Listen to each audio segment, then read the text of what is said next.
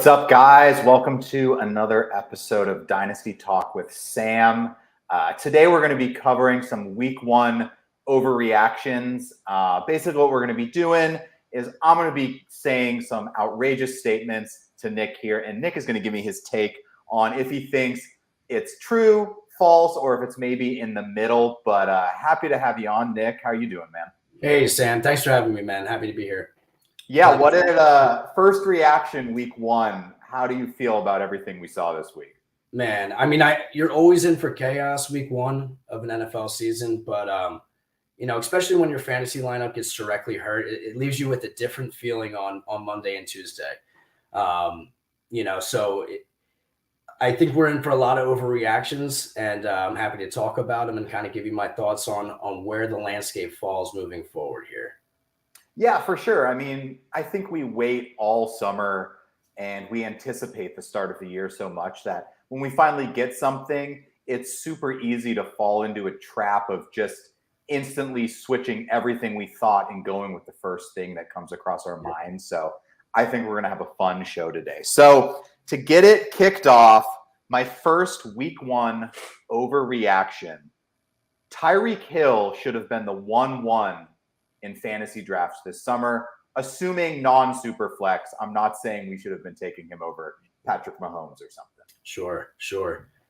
I mean, you could definitely make the argument, right? I think on a week-to-week basis, there's not a single wide receiver running back that can put up more points. I think you can make the argument that he's in the top offense in the league right now. Those things together, I mean, when we walk away from that week with the amount of yards that Tua had, right? And, kind of look at it over the course of the season, we could be in line for a monster season from a second-year head coach in McDaniels, right? And, really see this whole thing really pop off in Miami. And he's going to be the biggest beneficiary of that. Tyreek Hill has put up numbers like this in the past. We can't be surprised. And you could really make that argument. Now, for me personally, I still had Jefferson 1. I had Jamar Chase 2 going into this year, and I'm not disappointed with that. I have a lot of shares of Justin Jefferson, but I'm definitely left wishing I had a little bit more Tyreek Hill.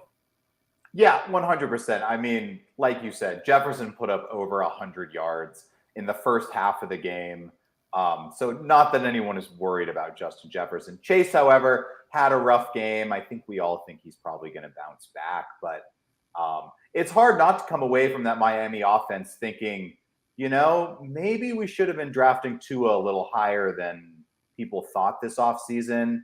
And along with that, Tyreek, I don't think I would go as far as putting him at the 1-1. That is my overreaction of the situation. But he looked unstoppable, man. He looked completely unguardable. They were running him on like motions, but to the outside. And then he was like almost getting like a head start and running his route off of these motions. And you just felt bad for the cornerback watching that. I was like, I don't even know what you're supposed to do to stop that. Yeah, and we're going to talk about some players, I think, a little bit later on that don't know how to be utilized within their offense. Miami understands who they have with their personnel, and they want to use him in any way they can. You get that guy in space, and there's not a single player on the field that can keep up with him. So any chance that, like, if I'm an offensive coordinator, my offense should be running through him. And I'm glad to see that Miami's taking that approach, and they're proving it week one. So the fantasy outlook for Tyreek moving forward, you have to be happy with. But you did bring up Tua, right? It all hinges on Tua. I mean, we're putting a lot of stock in Tua. Totally agree. I had him over Deshaun this year. That was like kind of where I had him, but in that range, not ahead of Trevor Lawrence.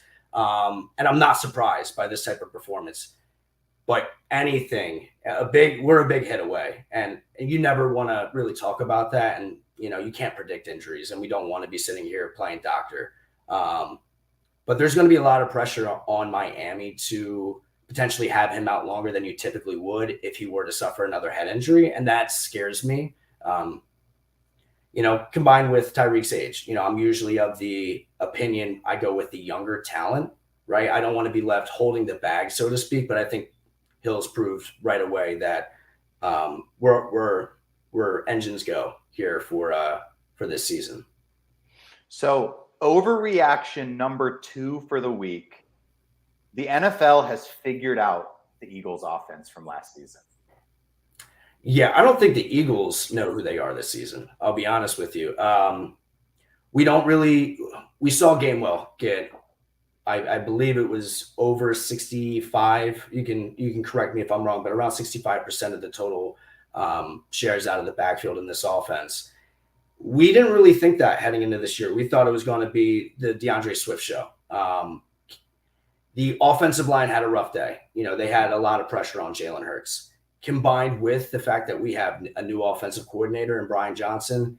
I'm not surprised that they're sluggish out of the gate. I think it says more about them needing to ramp up to speed than it says about the Patriots having the secret sauce of how to defeat the Eagles. Jalen Hurts didn't really take any shots downfield. Dallas Goedert had 0 receptions. This is going to be a game plan type offense, and we need to kind of be prepared for that. At any given moment, it could be a variety of different guys within this offense that are producing and other guys that are going to be quiet. So from a fantasy lens, we have to keep that into consideration when kind of looking at these guys and who you might want to target for trades. But I don't think that they know really which direction they're going on the running back spot. And I think that's going to be an area to watch moving forward. I wouldn't be surprised if we hear their names come up in trade conversations for running backs. Yeah, and I think something too that my first, if you want to say calm yourself down, the Eagles are going to be fine, is that Bill Belichick had all offseason to game plan for this game. So the fact that the Patriots defended them well week 1, knowing what they were going to get, can't be a huge surprise that New England would play good defense against someone. Right. New England plays good defense against a bunch of teams. That's not something new to the NFL. And like you said, I'm not going to overreact too much. I think all the weapons in Philly are going to be fine. The Goddard one was obviously frustrating to live through week 1 if you started him. I'm still throwing him out there next week with no concerns. The one point for me that I'm not going to say I'm concerned, but I think it's something that they're going to have to figure out a little more, is that even though I don't think Miles Sanders last year was this incredible player, I do think he fit what they wanted from a running perspective at the running back position a little more than what they're finding right now. And without the threat of running, I mean, last year they would just run, and then hit you deep. And in that Patriots game, they weren't really getting those chunk run plays. And like I said, that could just be the New England defense. But I think that is something that they're going to have to figure out who's the guy to get those yards for them. And if it really is Gainwell, or if you like you said, if they're going to have to figure out to get someone in there that's going to be able to rip off 5-6 yards on first down to really set up the rest of their offense. Yeah, I mean, if I'm an owner of a running back within this offense right now, the only guy I feel comfortable starting is going to be Gainwell. You figure Penny was a healthy scratch this week. That should tell you a lot about what they feel about Penny, because there was a lot of rumors in Philadelphia that they might even cut Penny, heading into this year. Those rumors surprised me, but he made the roster. Here we are.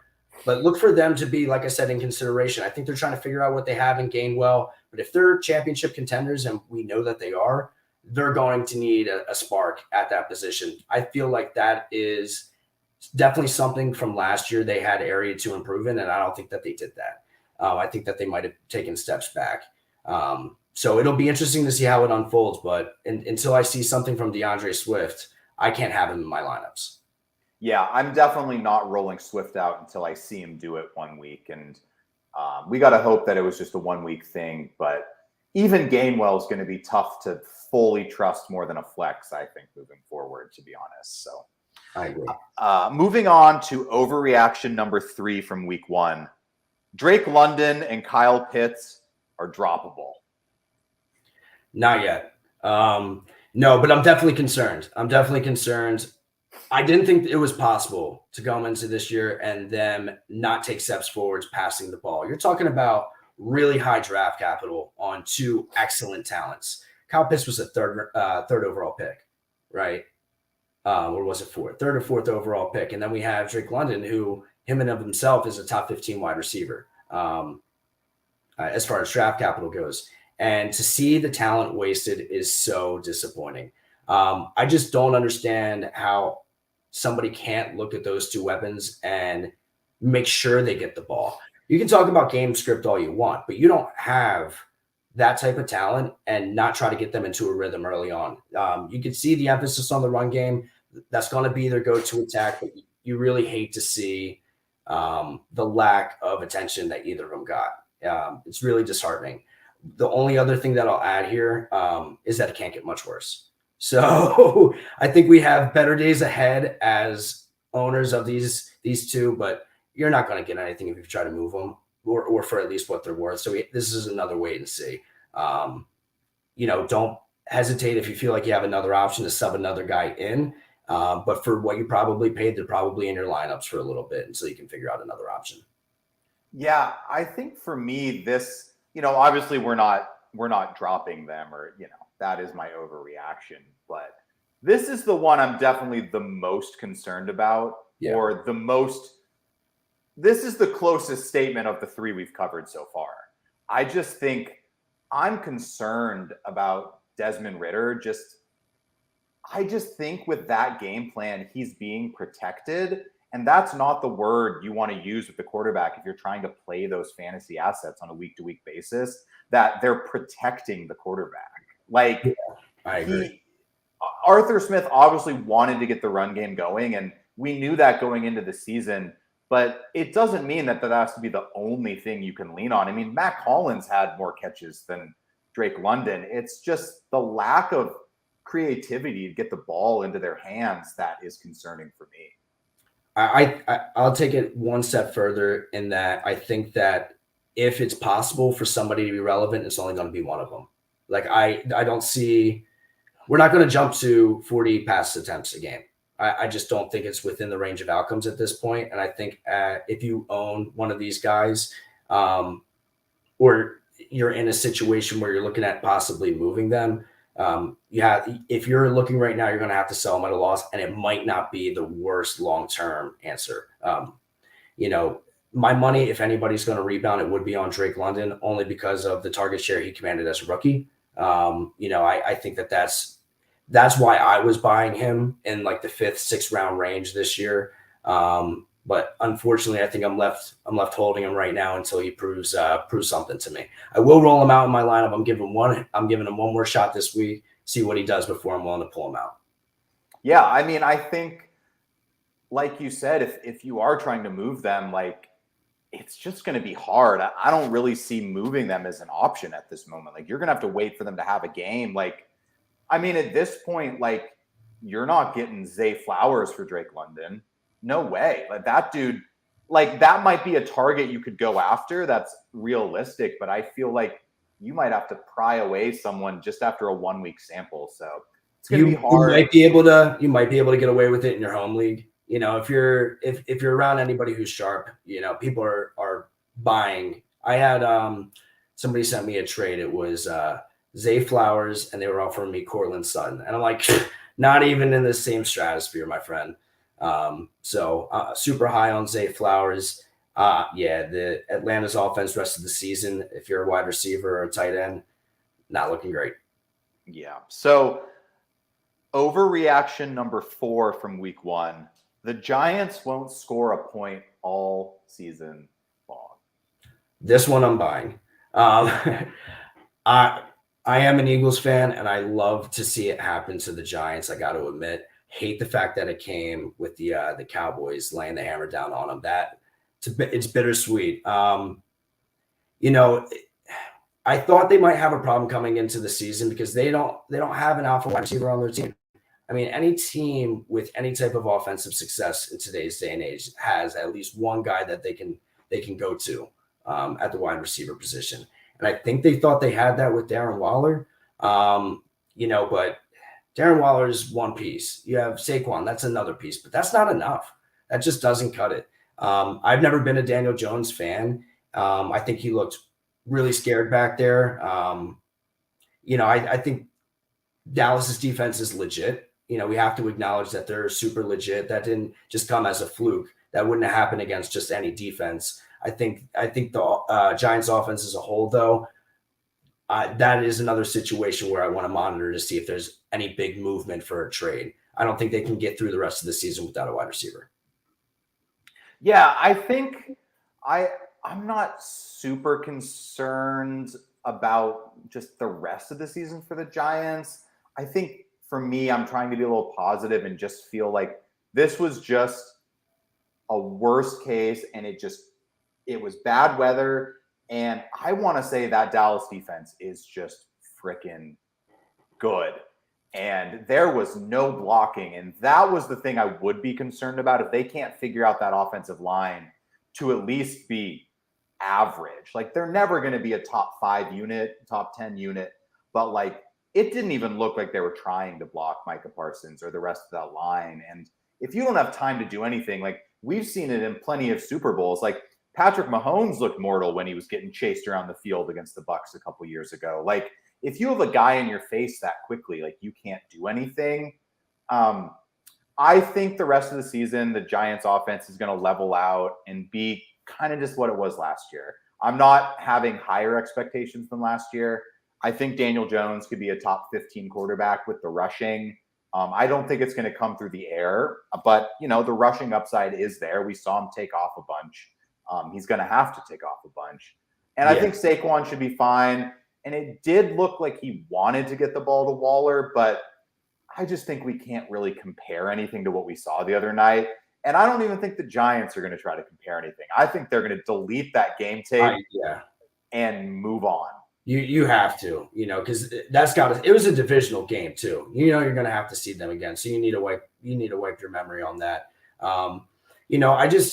For me, it comes down to a few things. It comes down to quarterback play. I don't think the quarterback is good enough to overcome some of the things that they have going on there. And again, I think their only real play here would be to be in the market for a receiver, because you can't have your franchise quarterback that you just gave a ton of money to be running for his life. You know what I mean? You have to have a dependable go-to guy. And maybe you have one of these wide receivers really emerge as a solid number 2 guy. Like, maybe you have that. But in this type of, Boilermaker that they got going on over there, no one's, to me, looks like the type of guy that's going to step up and be a wide receiver 1 for this offense currently. And that's going to cap everybody on this team fantasy wise. Yeah. So moving on to our last overreaction of the show, we've seen the best of Josh Allen. Let's say the last couple years. Have we seen the best of Josh Allen? Well, I think you can expect his rushing to go down. I mean, as time goes on, we see rushing quarterbacks they just lose a little bit of juice in their legs. Josh Allen is still a top 3 fantasy quarterback. There's very few guys that have the potential to, quote unquote, break fantasy quite like he does. He's consistently been there year in and year out. This is one where I can't panic on. The offense is still good. The Jets defense is really good. Offensive scoring as a whole was down this year compared to the last 2 years. The amount of touchdowns scored were down. However, some of those throws, man, were bad. Like, those throws were kind of inexcusable for a guy that you expect to be playing at a Super Bowl caliber level. If they want to be there, Josh Allen can't be making the type of mistakes that he was making. The balls that it seemed like he either wasn't reading the field right, or he was trying to force things way too much in situations that he couldn't really afford to do that in.